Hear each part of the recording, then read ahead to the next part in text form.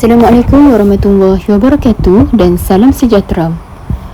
Saya Nur Ain binti Romli, bernombor metrik 0004160211560001. Saya daripada Pusat Pembelajaran OUM Alustar dengan mengambil kursus MPU 3353, kursus Integriti dan Anti Rasuah 2. Mari kita telusuri rantai kehancuran, iaitu bagaimana rasuah membunuh sebuah negara. Rasuah tidak berlaku secara tiba-tiba. Ia berpunca daripada kelemahan sistem dan sikap manusia itu sendiri. Mari kita kaji segmen 1, iaitu analisis punca. Punca pertama adalah kelemahan tadbir urus, yang mana apabila sistem pentadbiran tidak telus dan kurang pengawasan, peluang untuk rasuah menjadi semakin besar. Negara dengan tadbir urus lemah lebih tinggi risiko rasuah. Punca kedua adalah birokrasi kompleks, yang mana proses yang terlalu panjang dan rumit menyebabkan sesetengah individu memilih jalan mudah melakukan rasuah.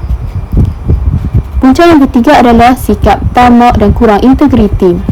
Keinginan untuk hidup mewah tanpa usaha menjadikan rasuah sebagai jalan pintas. Rasuah berkait rapat dengan penyalahgunaan kuasa. Mari kita kaji pula segmen kedua, iaitu visual symptom. Visual symptom yang pertama adalah projek terbengkalai. Peruntukan disalahguna menyebabkan projek gagal disiapkan, iaitu antaranya bangunan terbengkalai. Simptom kedua adalah infrastruktur berkualiti rendah. Bahan murah digunakan untuk mengawal keuntungan boleh menyebabkan simptom rasuah ini berlaku.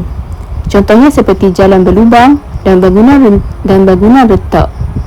Simptom yang ketiga adalah perkhidmatan awam lemah, iaitu rasuah menjejaskan kecekapan sistem dan menyusahkan rakyat. Contohnya seperti hospital sesak, kaunter lambat.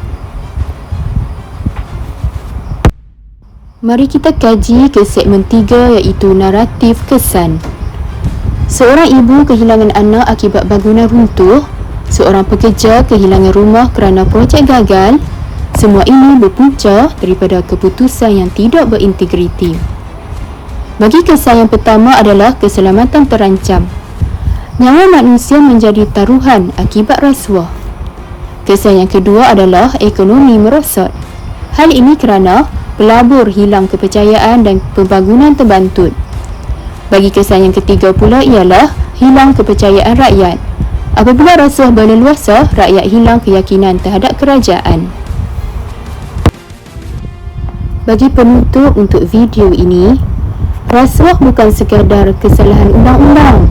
Ia adalah pengkhianatan terhadap rakyat dan negara.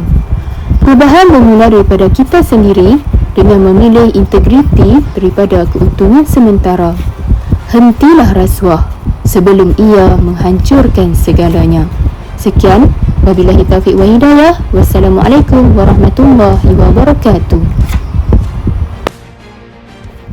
Sekian, terima kasih.